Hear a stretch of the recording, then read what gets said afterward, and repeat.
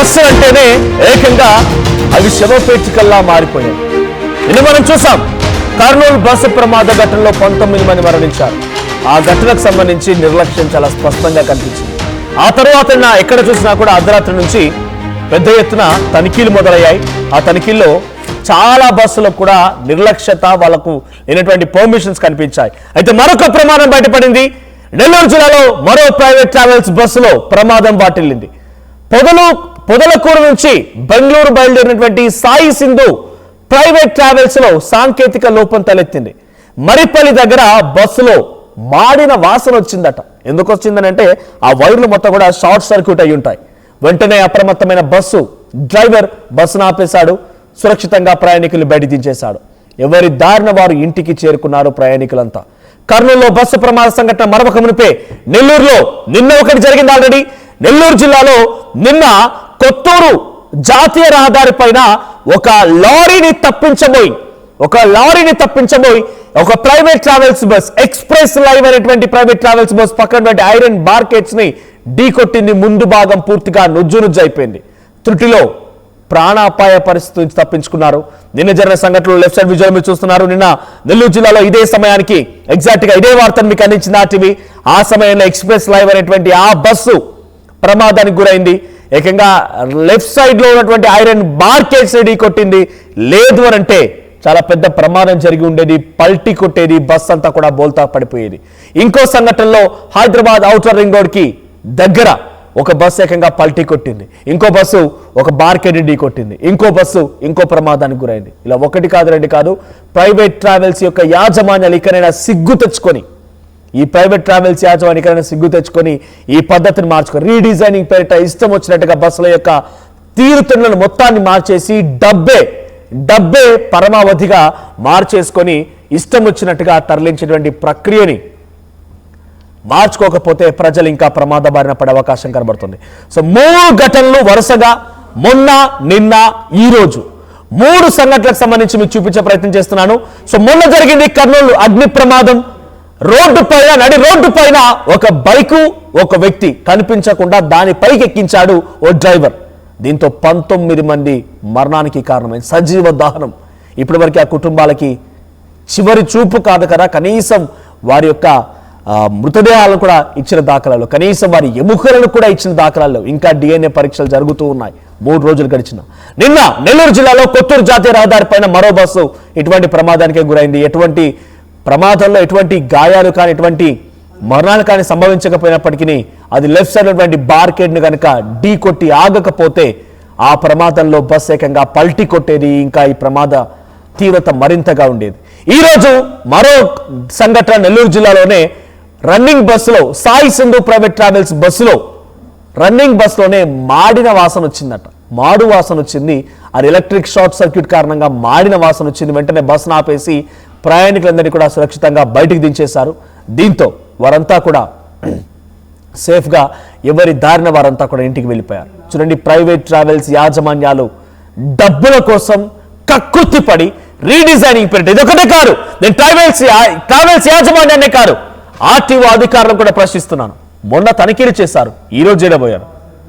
అంటే ఒక్కరోజు తనిఖీలు చేస్తే మొత్తం ఉన్నదంతా మారిపోతుందా?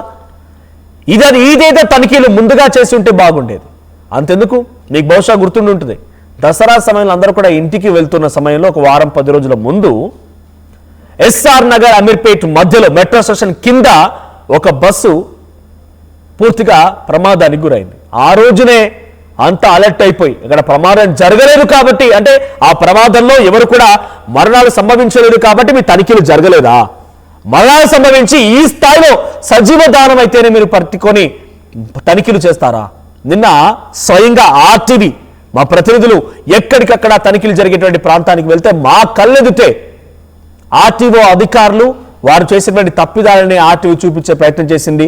అక్కడ రీడిజైనింగ్ పేరిట ఇష్టం వచ్చినట్టుగా రూపురేఖల్ని మార్చేసి వాటికి ఒక స్పీడ్ లాక్ ఉండదు, ఇష్టం వచ్చినట్టుగా మార్చేసి ఎమర్జెన్సీ ఎగ్జిట్ కంప్లీట్గా క్లోజ్ చేసేస్తారు.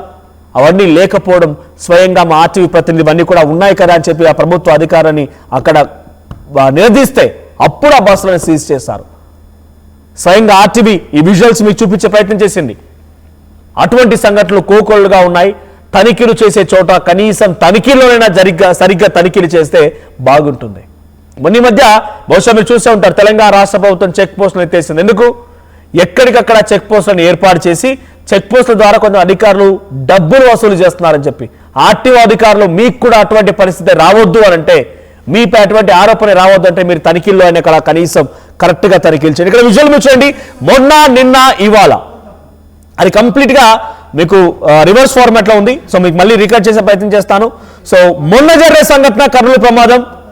సో నిన్న జరిగే సంఘటన నెల్లూరులోని ఒక బస్సు రైట్ సైడ్ ఐరన్ బార్కెట్స్ ఢీకోవడం, ఈ రోజు ఒక బస్సులో మాడు వాసన రావడం. సో ఇటువంటి సంఘటనలు కోకొల్లుగా జరుగుతున్నాయి. తనిఖీలు చేసే అధికారులైనా కరెక్ట్ గా సరిగ్గా తనిఖీలు చేయకపోతే ఇటువంటి ప్రమాదాలు జరుగుతాయి. మీరు ఎక్కే సమయంలో ప్రతిసారి కూడా గమనించండి. మీరు ఎక్కిన తర్వాత మీరు కూర్చున్న దగ్గర సీట్లో లేదా మీ పక్కనే మీరు పడుకున్న స్లీపర్ క్లాస్ లో అయినా సరే మీ పక్కనే ఒక హ్యామర్ ఉందా లేదా గమనించండి. మీరు కనీసం ప్రమాదం జరిగితే డోర్ను బద్దలు కొట్టుకొని, అద్దాలను బద్దలు కొట్టుకొని బయటకు వచ్చేటువంటి అవకాశం కోసం అక్కడ ఐరన్ ని ఏర్పాటు చేశారా లేదా, ఒక సుత్తిని ఏర్పాటు చేశారా లేదా, హ్యామర్ ఉందా లేదా గమనించండి. ఆ తర్వాత ఫైర్ ఎక్స్టింగ్విషర్ బస్ లో ఉందా లేదా గమనించండి.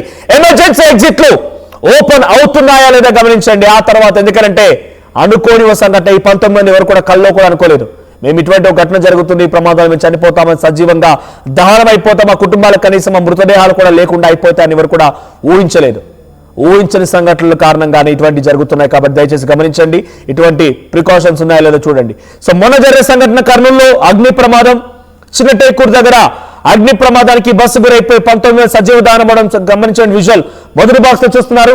ఇక రెండో బాక్స్ లో మీరు చూస్తున్న విజువల్లో ఒక బస్సు వేగంగా వచ్చి లారీని తప్పించబోయి లెఫ్ట్ సైడ్ లో ఉన్నటువంటి ఐరన్ బార్కెట్స్ ఢీకొనింది. పూర్తిగా ఐరన్ బార్కెట్ కనుక లేకపోయి ఉంటే పల్టీని కొట్టి ప్రమాదం ఇంకా ఎక్కువగా జరిగి ఉండేది. ఇక ఈ రోజు తెల్లవారుజామున మీరు చూస్తున్న విజువల్లో సాయి సింధు ప్రైవేట్ ట్రావెల్స్ సంబంధించిన బస్సు వెళ్తూ ఉండగా నెల్లూరులో ఒక చోట మాడు వాసన వచ్చిందట బస్సులో నుంచి. ఎలక్ట్రిక్ షార్ట్ సర్క్యూట్ అవడం కారణంగా ఎలక్ట్రిక్ వైర్లు మొత్తం కూడా కాలిపోయి మాడు వాసన వచ్చింది. వెంటనే బస్ ఆపే డ్రైవర్, అంతనే అప్రమత్తమైన బస్ డ్రైవర్ బస్సు ఆపడం మూలంగా అందరూ కూడా దిగిపోయారు. వెంటనే అక్కడి నుంచి వివిధ ప్రాంతాలకు వాళ్ళు వెళ్లాల్సిన గమ్యస్థానానికి వారంతటా వారే స్వయంగా నేరుగా సురక్షితంగా చేరుకున్నారు. పొదలకూరు దగ్గర ఈ ఘటన చోటు చేసుకుంది. ఎస్ మా ప్రతినిధి గయాస్ సిద్ధంగా ఉన్నారు. గయాస్, రెండు సంఘటనలు, రెండు కూడా నెల్లూరులో జరిగాయి.